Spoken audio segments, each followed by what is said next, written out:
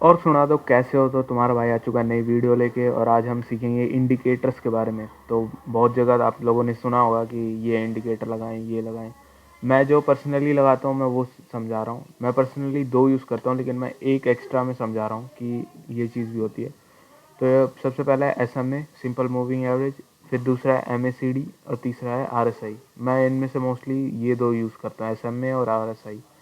ठीक है, full form लिखी हुई है, इसकी फुल फॉर्म अभी मेरे को याद नहीं आ रही है MACD की। बट इसका कोई मेरे को खास मूव लगता नहीं है कि इससे कुछ होता भी होगा। तो सबसे पहले समझते हैं सिंपल मूविंग एवरेज। तो यहाँ पे मैं इंडिकेटर यूज़ करता हूँ, मूविंग एवरेज। कई कई जगह पे खाली मूविंग एवरेज भी दे रखा होता है, ये देखो यहाँ पे। और कई कई जगह लिखा रहेगा सिंपल मूविंग एवरेज, SMA। ठीक है, तो हम लगाएंगे सिंपल मूविंग एवरेज। मैं मोस्टली 3 यूज़ करता हूँ इनमें से, तो मैं 3 अप्लाई कर लेता हूँ। यहाँ साइड में लग गया। इनकी सेटिंग्स को मैं रखता हूँ 20, 50, 100। ठीक है, 20, ये हो गया 50, ये हो गया, अरे ये क्या हो गया, 20, 50, 100। कलर इसका हम कर लेते हैं थोड़ा येलो, 100 वाले का थोड़ा ज़्यादा कर लेते हैं। इसका कलर कर देते हैं अपन ब्लू। नहीं, ये तो सेम सेम हो गया, ऑरेंज कर देते हैं, ये हो जाएगा। हाँ, तो ये देखो, समझो कि हुआ क्या है यहाँ पे। यहाँ पे जो मैंने सेटिंग चेंज करी है ना, यहाँ लेंथ को मैंने चेंज किया है। ठीक है, लेंथ, लेंथ का मतलब है डेज। ठीक है, ये जो ये लेंथ लिखी है ना मूविंग एवरेज में, तो ये होती है, डेज को कहते हैं, डेज को लेंथ कहते हैं। मतलब ऐसे समझो, वो समझो, एक मैं क्या कहना चाह रहा हूँ समझो। ये देखो, सबसे पहले ये समझो, ये है, ये जो नीली वाली, मैंने कलर भी चेंज करे हैं। 20 मूविंग एवरेज का ये है ब्लू वाली लाइन, 50 मूविंग एवरेज का ऑरेंज वाली, और 100 मूविंग एवरेज का ये वाली येलो वाली। ठीक है, मैंने इनकी मोटापा भी किया है, वेट बढ़ाया। अब समझो इनका काम क्या होता है। जो 20 डे मूविंग एवरेज है, ठीक है, मतलब 20 मूविंग एवरेज जो है, उसको 20 डे मूविंग एवरेज कहते हैं। वो क्यों कहते हैं वो समझो। वहाँ पे जो मैंने लेंथ चेंज करी है ना, वो डेज को रिप्रेजेंट कर रही है।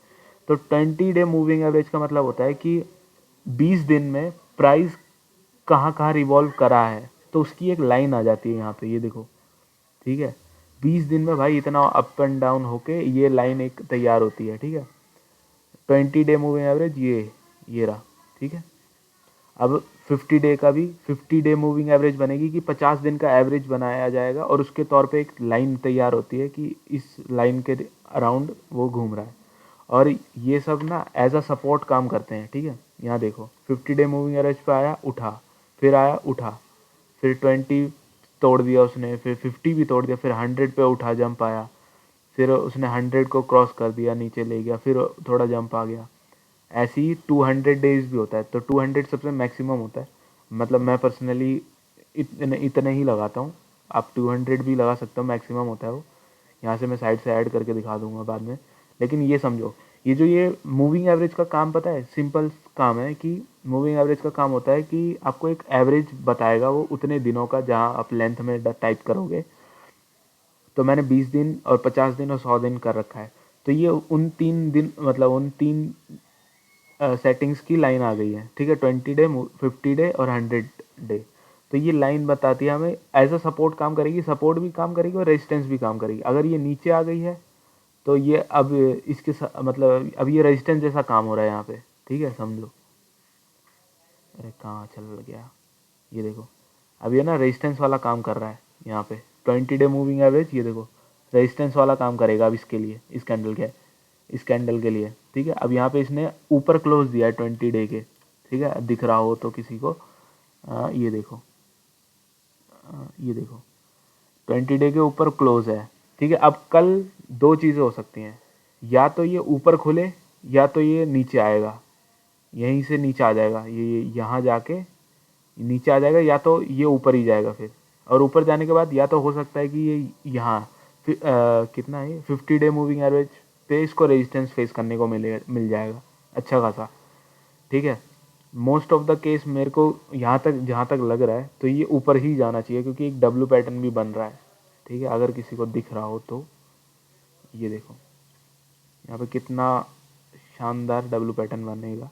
ये देखो यहाँ से यूं यूं यूं, मोस्टली तो कैसे मतलब चार्ट पैटर्न के थ्रू तो ऊपर जाना चाहिए, बट अब इसमें भी हम कुछ गारंटी तो दे नहीं सकते, ठीक है। तो सारा समझ के करना रहता है। तो मूविंग एवरेज समझ आया, एज अ सपोर्ट भी काम करेगा, एज अ रेजिस्टेंस भी काम करेगा ये मूविंग एवरेज, ठीक है। अगर नीचे है लेटेस्ट प्राइस से नीचे ट्रेड कर रहा है तो सपोर्ट काम करेगा, और अगर ऊपर लाई कर रहा है तो रेजिस्टेंस काम करेगा, समझे। अब हम सर्च करेंगे RSI, रिलेटिव स्ट्रेंथ इंडेक्स। तो इसका काम क्या होता है ये समझना। RSI का काम होता है भाई, अरे इसको छोटा कर पहले, हाँ, यहाँ जो ये लाइन दिख रही है ना, हम पूरा इसके बारे में समझाता हूँ, ये अभी भूल जाओ, चार्ट को छोड़ दो। अब यहाँ देखो, ये वाली जो लाइन है, ये वाली जो लाइन है, ये वाली दिख रही है ना, ये 30, यहाँ जो 30 लिखा है, ये वाला 30 यहाँ लिखा है ना 30।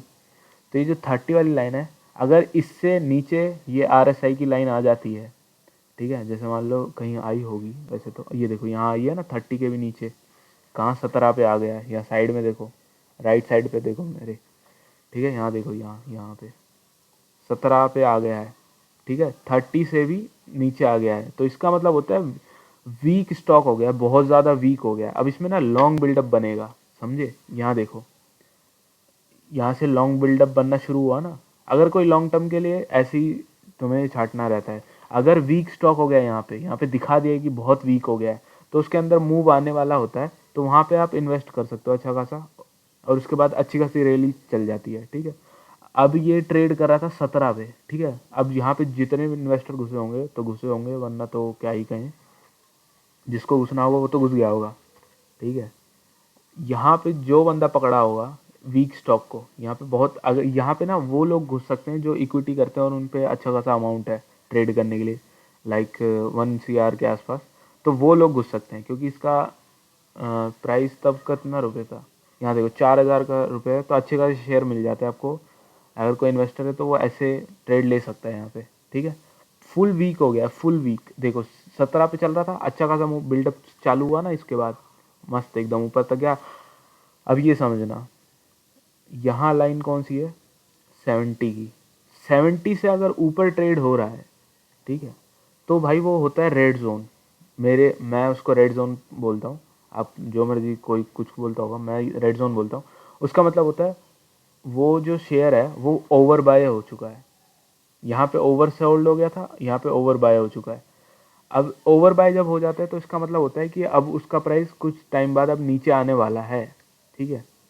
अब यहाँ देखते हैं यहाँ क्या हुआ, ये देखो यहाँ पे कितना चला गया, 80 70 को जस्ट क्रॉस करे तो निकलना होता है, यहाँ चला गया है, ओ तेरी बहन का 90 चला गया अभी, तो 90 चला गया है, तो इसका मतलब तो भाई यहाँ तो पीक था, ये पूरा पूरा पीक था, और उसके बाद देखो डाउन आया है मार्केट, अच्छा खासा नीचे कर दिया है मार्केट। अगर मतलब ये प्राइस जो है अगर कहीं भी नहीं जाएगा ना तो भी RSI नीचे आने लगता है, ठीक है, ये भी समझ लो। तो यहाँ तो 90 आ गया, तो यहाँ तो कंफर्म है भाई, यहाँ से प्रॉफिट बुक करके निकलना होता है। अगर 70 आ जाए तो निकल जाओ भाई, प्रॉफिट बुक करके निकल लिया करो। अगर वेट करोगे ना कि सोचोगे और ऊपर जाएगा और ऊपर जाएगा, वो तुम्हें आस दिखाते रहेगा, तुम पिलते रहोगे उसी में, वो इतना नीचे आ जाएगा कि जो कमाया था वो भी चला जाएगा, ठीक है ना। तो ये चीज़ होती है। और मैं मेन एक दिन वाले ट्रेड के लिए बता रहा हूँ, जो मतलब एक दिन के लिए करते हैं, खाली एक दिन के लिए, अब वो चाहे इंट्राडे हो या ऑप्शन बाइंग हो। अगर ये RSI 50 के ऊपर वर्क कर रहा है, मतलब यहाँ पे 50 से ऊपर चल रहा है, तब उसे बाय करो, नहीं तो अगर नीचे आ रखा है तो उसे सेल मार दो, ठीक है ना। ये एक स्ट्रेटजी कह सकते हो। और मूविंग एवरेज देख के करना, ये नहीं कि मैंने कह दिया तो ले रहे हो, एट दी एंड तुम्हें खुद ही देखना है ना, तुम एंड में सबको ब्लेम ही डालते रहोगे भाई, उसकी वजह से उसकी वजह से, सब कुछ खुद ही देख के करना, ठीक है ना। ये RSI का मैंने समझा दिया। ओवर सोल्ड हो जाए तो बाय कर लो, ओवर बाय हो जाए तो निकल जाओ, सेल कर दो, समझे। अब बात आती है MACD, ठीक है। MACD का क्या मतलब होता है,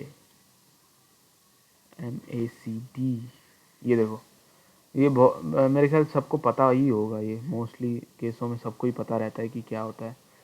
अगर रेड लाइन नीचे से क्रॉस करे रेड लाइन नीचे से क्रॉस करे, वैसे ही यहाँ कलर चेंज करना पड़ेगा। आपको कलर कैसे चेंज करते हैं? वही, ये क्या हो रहा है ब्रो? वही, ये क्या सीन है ब्रो?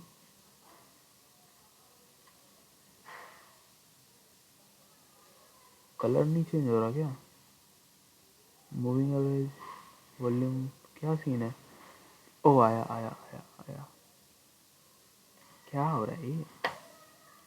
साला चल क्यों नहीं रहा है? ओ ये रहा, हाँ आ गया, ये रहा।